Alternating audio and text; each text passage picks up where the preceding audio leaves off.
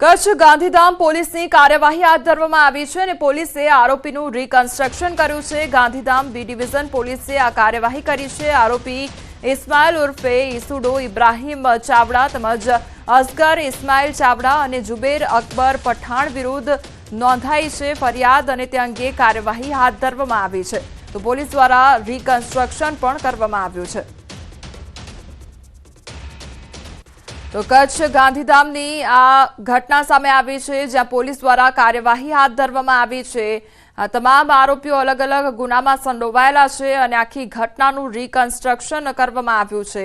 पोलीसे आरोपीनुं सरघस काढ्युं अने त्यारबाद रिकन्स्ट्रक्शन करवामां आव्युं छे। छोटाउदेपुरना आमरोली गामे सस्ता अनाजनी दुकानमां पोलमपोल चाली रह्યું છે। गरीब रेशन कार्डना ग्राहकोने संचालक अनाज ओछું આપતો હોવાનો વિડિયો વાયરલ થયો છે।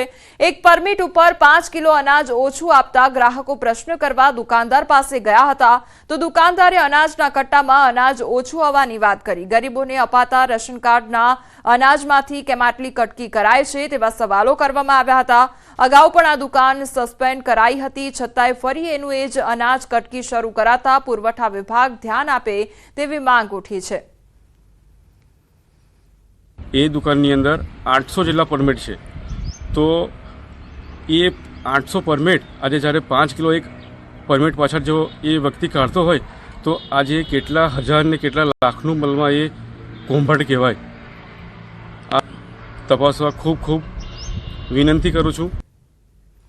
ખેડામાં એગ્રો ઇન્ડસ્ટ્રીઝમાં પુરવઠા વિભાગના દરોડા પાડવામાં આવ્યા છે। સરકારી અનાજનો શંકાસ્પદ જથ્થો હોવાની આશંકા વ્યક્ત કરવામાં આવી છે।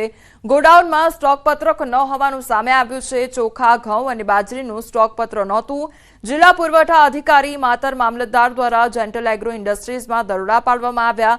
જિલ્લા પુરવઠા અધિકારીએ પંચનામું કરીને સ્ટોક સીઝ કર્યો તો ચોખા 283 ટન, ઘઉં 63 ટન અને 34 ટન બાજરીના જથ્થાને સીઝ કરવામાં આવ્યો।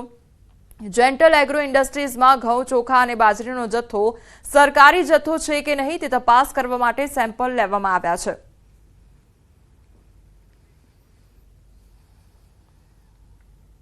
કલેક્ટર ઓફિસથી બાતમી મળતા તપાસ માટે ગયેલા